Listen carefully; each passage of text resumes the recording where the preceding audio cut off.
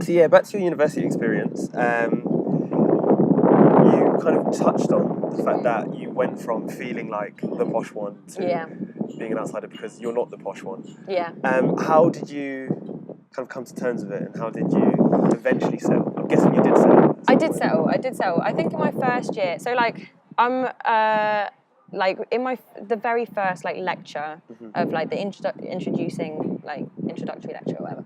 I remember sitting there and I was by myself, and you could tell that loads of people knew each other from before because like a lot of the private schools, they will like play sport with each other and do. I remember someone telling me about how her girls' school and Eton used to do poetry competitions in Latin. Wow. Yeah, like worlds apart. Yeah.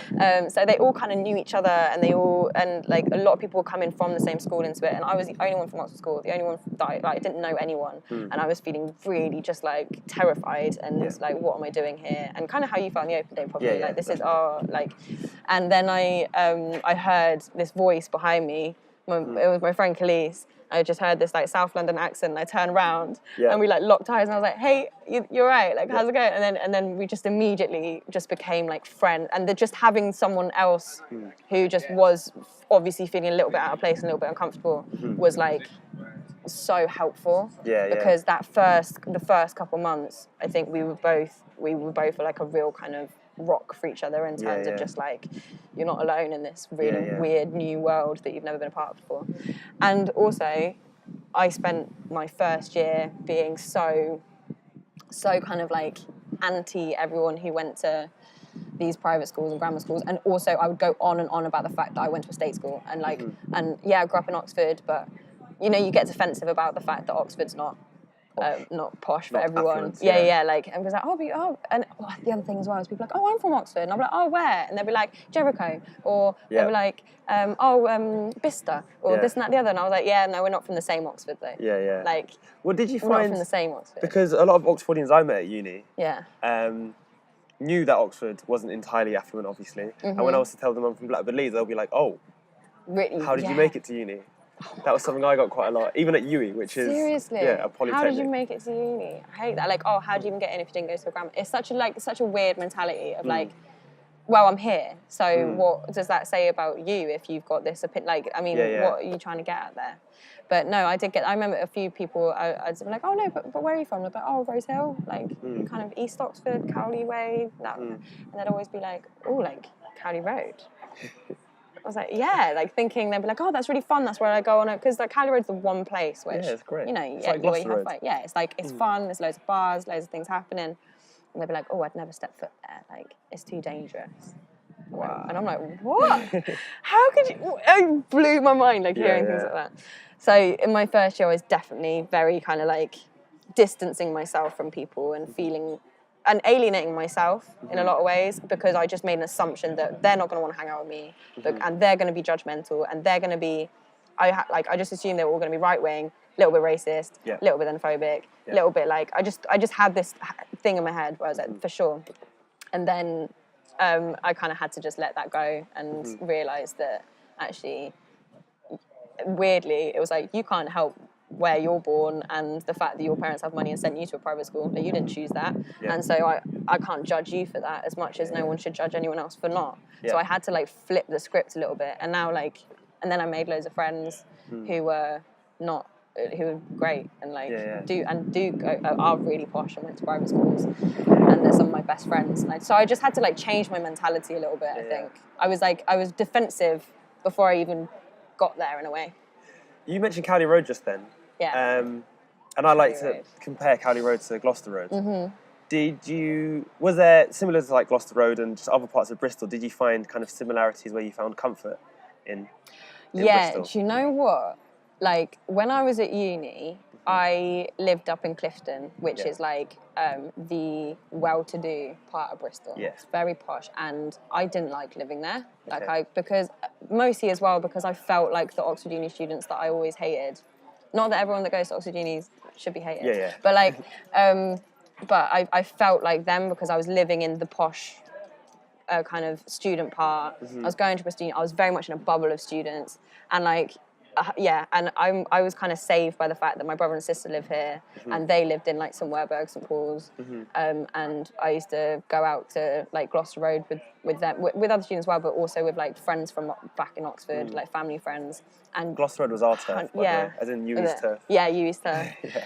And 100% that, like, yeah, I did feel find comfort in there. And then I finished my degree, and I've moved to Easton, and I feel so much more comfortable than I did in Clifton. It's interesting. Like, so much more comfortable. And Easton is the place where everyone's like, oh, it's rough, it's this, that, the other. But it's like, yeah, it just feels so much more at home, because it does remind me so much more of like where I grew up and where I used to hang out as a kid. And like, well, this area, I was actually looking before we got here, particularly Easton, Lawrence Hill, St Paul's, this kind of area is like what's the word I'm looking for? The most intensely diverse in the whole of Bristol. 100%. As in, there's just lots of different cultures here. Do you know what? People. The landlord. Did you order a full Este and a smashed avocado? Yes. Yes? Yeah. Oh, thank goodness. God bless her. I can't remember what I was going to say. We were talking about...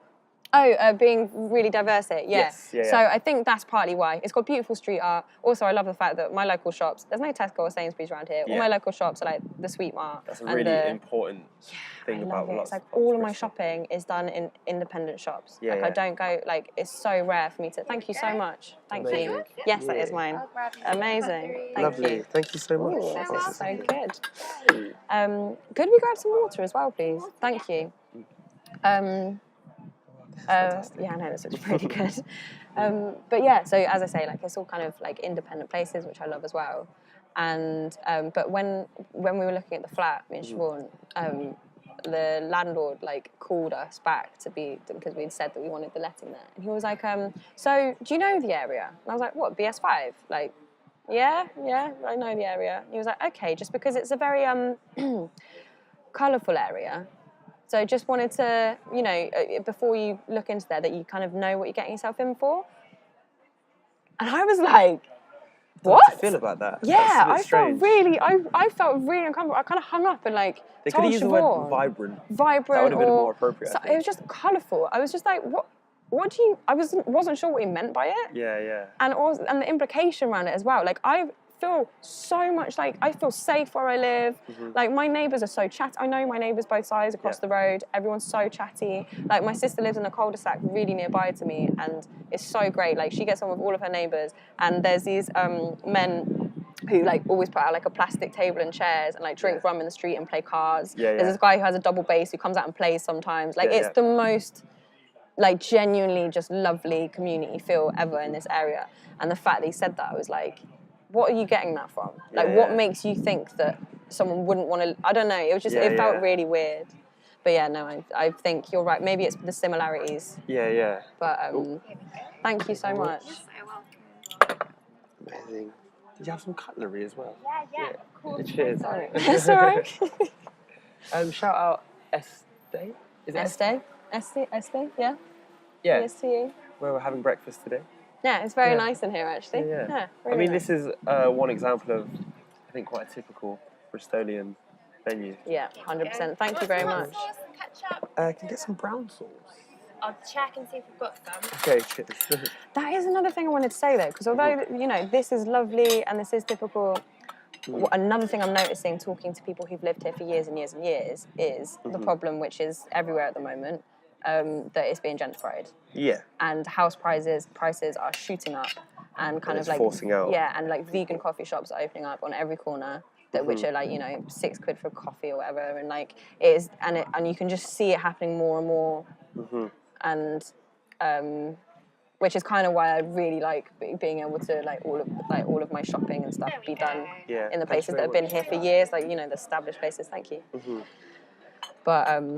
But that definitely does feel like a thing that is like on people's minds. It's just that it's like, it's suddenly becoming a lot more expensive to live here and a lot more, But I think the one fear I know this from living in London now, the main fear about gentrification for a lot of people, for me included, is the forcing out of culture, more so than people. Yeah. Because on one hand, like, if things get gentrified and loads of new buildings or new houses come in, but the locals can stay there. Yeah, and, it can be a positive. The record stores and the independent stores can stay there, and they're not replaced by vegan coffee shops, and then it's not so bad. But when you start forcing out the things that give a place character, I think that's what's worrying. Yeah, no, I agree. Especially in a place like Britain, which is known for its like colonialism and like smudging of cultures and ethnicities and stealing of those things. I think that's maybe deep down, I feel with gentrification, it's like colonialism. And Yeah, it's kind of, 100%. I think of my ancestors and think, oh, you're just doing it again on like a smaller scale. My cousin gave me a bag of clothes recently, and she had like this tote bag, and on it just says gentrification is coming, ! Meaning like gentrification is coming, we need to do something about it. But I like put it on. It's ironic that it's a tote bag, because I think they're quite, I don't know, trendy. Everything is ironic about it, because then I walked away and I was wearing it, and I suddenly realised that me wearing that made it look like a threat instead of like a political statement. I was like, gentrification is coming, like with me. Yeah, I was like, oh God, that's not good at all. But I agree with you about the pushing out of cultures, and it does feel like, because also in Oxford, I don't know if they're still planning this, but for a while, you know, Cowley Centre. Yeah. Yeah. It's not... Can I tell you an interesting story about that place? Yeah. Opposite Cowley Centre. Uh-huh. Remember it used to be Cowley Community Centre or something like that? Octy. Not Octy. We can get onto Octy though. But opposite Cowley Centre, if you come from like Blackbird Leys, by the time you get to Cowley Centre's on your left on a bus. On the right, there was that building. I think it's blocks of flats now. Oh, yeah. But it was an old community centre for a long time. Yes. Oh, my God, yeah. I forgot about that. Me, Maya, Awais, the twins, Yasser, John, we all were part of this thing called the YDP, which was the Youth Development Project, which was, we basically were kind of scouted out by Miss James, because her husband, Darren James, is kind of like a community leader. James, I forgot about her. Oh. Okay. Yeah. But yeah, so, oh, wait. Oh, it's right in my throat. Oh, I that's completely better. forgot about Miss James. Yeah.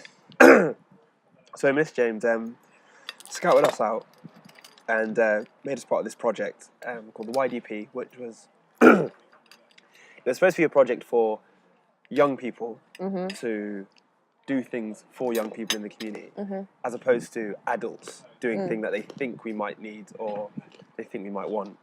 One of the main purposes was to create a youth development centre, and we were bidding for that same space to become like a youth development centre, which is essentially like a youth club, but where you can also like, I don't know, gain skills kind of outside of a national curriculum. Yeah. We didn't end up getting that. It didn't end up happening, but I don't know the reason I was telling you that, but I just thought it was interesting that you mentioned Cowley Centre. Because it's now the block of flats. Did they get it over you? For it to develop into these? Because they're quite... Are they student... Is it student accommodation, or is it just like nice flats? It's nice flats. I've never actually seen anyone walk in or out of those flats. Me neither. So I was having this conversation the other day. It's all a bit weird. Yeah. I almost question if it's they're nice flats and maybe they look at Cowley Centre and think, oh, we don't want to be associated with that, even though we live opposite. That's kind of my assumption. That's what I think. And do you know what? What I was going to say about Cowley Centre was, yes, it wasn't exactly like a great place to be. It's like full of like, you know, it's got the pound shop, it's got the like Woolworths used to be there when Woolworths was I bought all my CDs from there. So good. Yeah. And then and it's like, yeah, and like often it's just like, but the thing is, it's like, although it's not like exactly like a cool or great place to hang out, it is where a lot of people go to hang out. Like it's like a safe space. Like you all like often see really young mums kind of there. You often see a lot of really old people who are not in work. In the daytime, they like, you know, Cowley Centre can be like they just kind of hang out there. Yeah. I found out recently that they're thinking of doing like what they've done to the Westgate to Cowley Centre, doing this big kind of renovation on it and putting in like, you know, your Marks and Sparks and this and that and the other. And I was like, the idea of doing a renovation to make it more, like to improve it, fine. But to do a renovation and then make it like kind of Marks and Spencer and that's pushing people out of a place that is like a safe place. And also the car park opposite it, they're going to be turning into really expensive flats. The car park. Oh yeah. Next to RT, tower, the one, yeah. Again, so they're basically turning that whole area with the flats where you were just talking about, with the Cowrie Centre becoming much more kind of like well-to-do, and then with the car park becoming these expensive flats. Wow. It's really sad. I didn't know all of this. This is kind of worrying, actually. I know. I mean, I'm also a bit concerned because I can't remember who was telling me this. So it might all, but I mean, I'm pretty sure it was like either in talks or they've confirmed it. But I don't know if it's actually happening. But it's like, but even the fact that it's being spoken about, it's just, it does just feel a bit worrying because it does just feel like that is a place of, as I say, for kind of people to just be.